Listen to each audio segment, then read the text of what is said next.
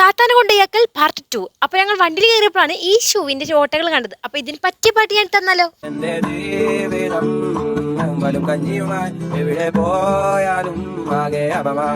അങ്ങനെ അഭിമാനപ്പുള്ളവരെ നേരെ താത്താരെ വീട്ടിൽ എത്തിയോ. വീട്ടിൽ എത്തിയപ്പോൾ ഇവിടെ ആരും ഉണ്ടാകുന്നില്ല. എന്റെ പ്രോപ്പർട്ടി ഭദ്രമായി പുറത്തന്നെ ഊരി വെച്ചിട്ടുണ്ടായിരുന്നു. എന്നിട്ട് വീടിനുള്ളിൽ കയറിയപ്പോഴാണെങ്കിൽ അവ കുറെ ഡ്രസ്സ് എടുത്തിട്ട് ഇതൊക്കെ കൊണ്ടുപോയെന്നാണ് എന്നോട് പറയുന്നത്. കാരണം 2 ദിവസം ഞാൻ അങ്ങോട്ട് തന്നെ വരുന്ന എന്നോട് പറഞ്ഞു. പിന്നെ ഈ ഒരു സിബ് അടക്കാനാണ് കേട്ടോ അവിടെ അരമണിക്കൂർ ചെലവാക്കിയത്. ഇത് എന്താണ് എല്ലാം കുത്തി കയറ്റിക്കിട്ട് എങ്ങനെ അടക്കാനാണ് ഇഷ്ട. അതിന് മുകളിൽ അരമണിക്കൂർ എന്റെ അനിയത്തി വണ്ടിയിൽ കയറിയിട്ട് പോലും അവൾ അതിനെ പിടിവിട്ടിട്ടില്ല കേട്ടോ. എനിക്ക് തോന്നി വീട്ടിൽ ഈ സിബ് കയ്യിൽ പോരുന്നു. അങ്ങനെ നേരെ പോയത് പല്ലാശുപത്രി കണ്ടോ. എന്റെ ക്ലിപ്പ് ലൂസായിടാ, അതൊന്നും ടൈറ്റ് ആക്കണ്ടേ. പിന്നെ ലിഫ്റ്റിൽ കയറിയപ്പോഴാണെങ്കിലും ഇവള് പെട്ടുകൊണ്ട് ഒരേ ചെയ്തു.